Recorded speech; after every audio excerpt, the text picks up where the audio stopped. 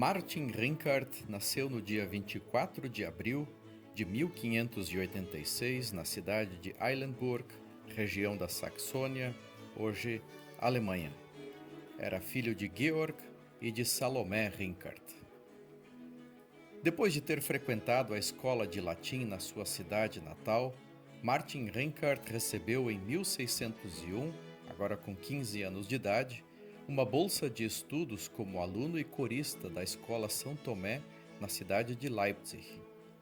Sob a instrução do professor Cetus Calvisius, recebeu sólida formação musical e humanística, a qual o capacitou para entrar na Universidade de Leipzig, onde ele se registrou no verão de 1602 como estudante de teologia e filosofia. Em março de 1610, ele se ofereceu como candidato para o cargo de diácono na sua cidade natal, em Eilenburg. Ele até foi apresentado ao conselho da cidade, mas o superintendente o rejeitou, alegando que ele seria um bom músico, mas não um bom pregador. Rinkart então ocupou, em junho de 1610, o cargo de professor de música no ginásio na cidade de Eisleben, cidade natal de Martim Lutero. Ao mesmo tempo, ele serviu como cantor e organista na igreja de São Nicolau. Em 1611, ele se tornou diácono na igreja de Santana. E no final de 1613, Martin assumiu o pastorado na cidade vizinha de Erdeborn. Nesta cidade, Martin casou-se com Christiane Morgenstern. Em 1615, Martin recebeu o título Poeta Laureatus, o mais alto título que um poeta poderia alcançar. E no ano seguinte, em 1616, Martin alcança o mestrado.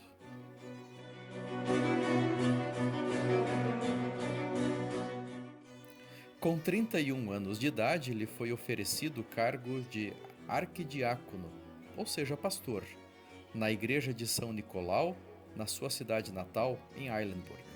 Martin assumiu o pastorado em Eilenburg em 1618, quando a Guerra dos 30 Anos estava recém começando.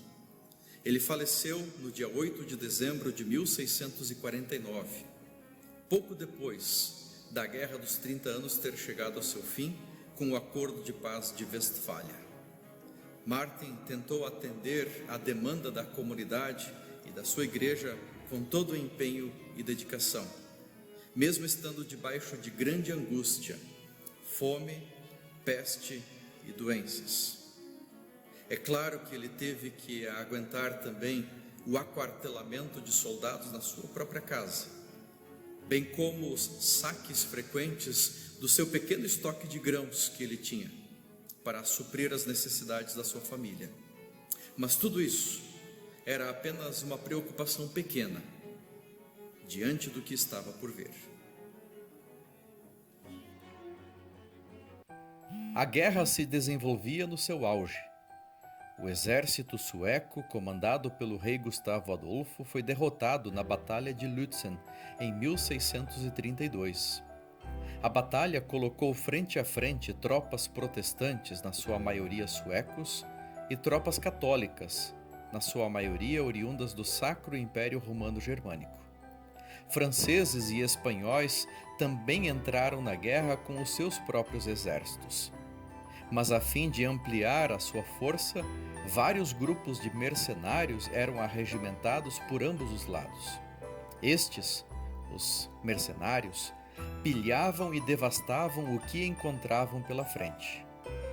A cidade de Eilenburg estava repleta de fugitivos e refugiados de todas as localidades vizinhas. Para agravar ainda mais a situação, em 1637 a cidade de Eilenburg foi acometida severamente pela peste.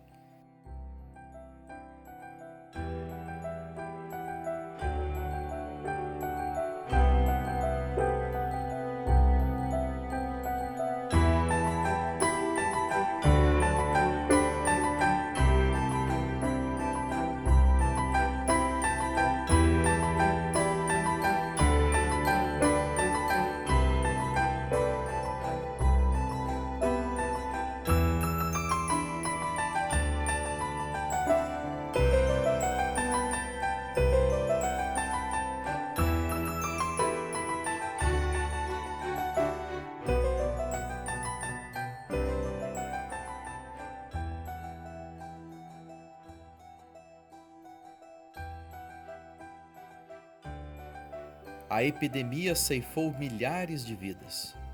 Naquele ano, em torno de 8.000 pessoas morreram. Todas as faixas etárias, inclusive um número terrível de crianças, eram infectadas. A peste bubônica era transmitida por um bacilo e causava manchas negras no corpo da pessoa infectada. Por isso, ela era também chamada de peste negra. Era transmitida principalmente pelas pulgas e ratos, potencializada pelas péssimas condições de saúde e de higiene da época.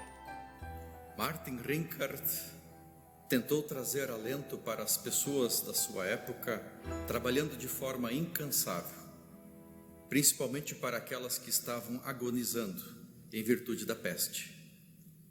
Martin sepultou mais de 4.000 pessoas naquele ano, entre as quais a sua própria esposa, Christiane Morgenstern. Martin, no entanto, permanecia com perfeita saúde. A epidemia foi seguida por uma escassez tão extrema que poderiam ser vistas 30 ou 40 pessoas lutando nas ruas por um gato morto. Com o apoio do burgomestre, Rinkart fez o que podia ser feito para organizar ajuda, de maneira que dezenas de miseráveis e famintos sempre estavam à sua porta, pois ali encontravam o único refúgio deles. Não bastasse todo este sofrimento pelo qual a cidade estava passando, vieram novamente os exércitos suecos cobrando tributos da cidade. Era um valor muito alto, não havia como pagar. Caso não fosse pago, a cidade seria destruída. Martin aventurou-se a dirigir-se até o acampamento dos soldados suecos a fim de negociar com o coronel Georg von Derfflinger por clemência e piedade. Obviamente ele foi recusado. Quando estava retornando para a cidade, Martin dirigiu-se aos cidadãos que o estavam seguindo, dizendo: venham, minhas crianças, não podemos encontrar clemência ou piedade dos homens, mas vamos buscar e encontrar refúgio em Deus. Martin então caiu de joelhos ali mesmo onde ele estava e começou a orar. A sua oração foi tão intensa e comovente que o coronel resolveu ceder e a demanda por tributos foi reduzida a apenas alguns florins. Martin continuava exercendo caridade, apesar de tudo, apesar das perdas, apesar das despesas, apesar do prejuízo e da sua quase falência. Às vezes ele tinha de extrema dificuldade em conseguir colocar pão sobre a mesa dos seus próprios filhos. Martin se viu forçado a hipotecar a sua renda futura por vários anos.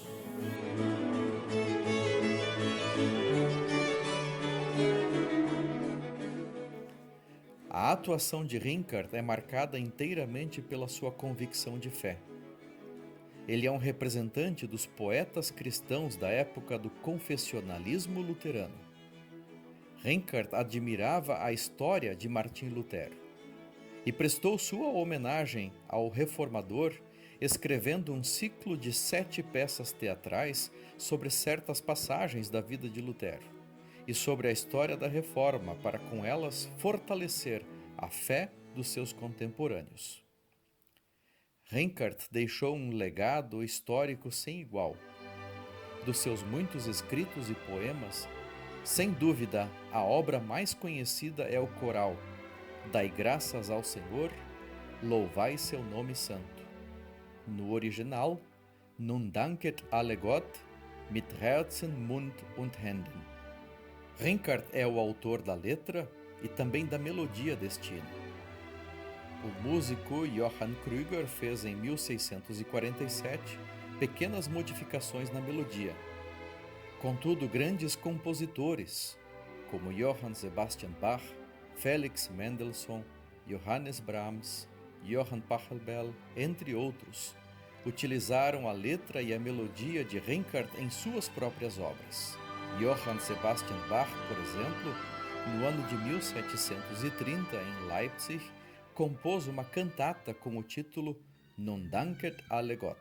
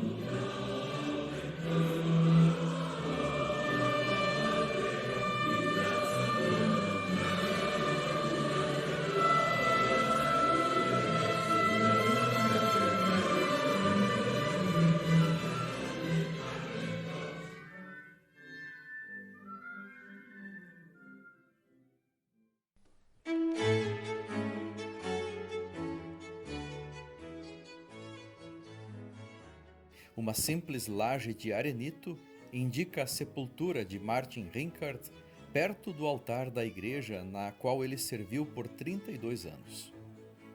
A sua segunda esposa, Barbara Scheffler, está sepultada junto com ele.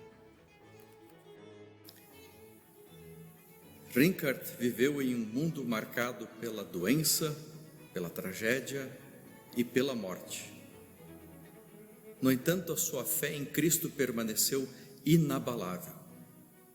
Ele não cedeu à amargura, à aflição e nem mesmo às dúvidas. Mesmo tendo vivido literalmente no inferno por 3 décadas, ele nunca perdeu a sua confiança em um Deus bondoso e fiel. Martin Rinkart poderia ser comparado com Jó. Mesmo depois de perder sua saúde, seu dinheiro, sua posição social e a sua própria família, Jó ainda pôde dizer e afirmar com convicção: eu sei que o meu Redentor vive.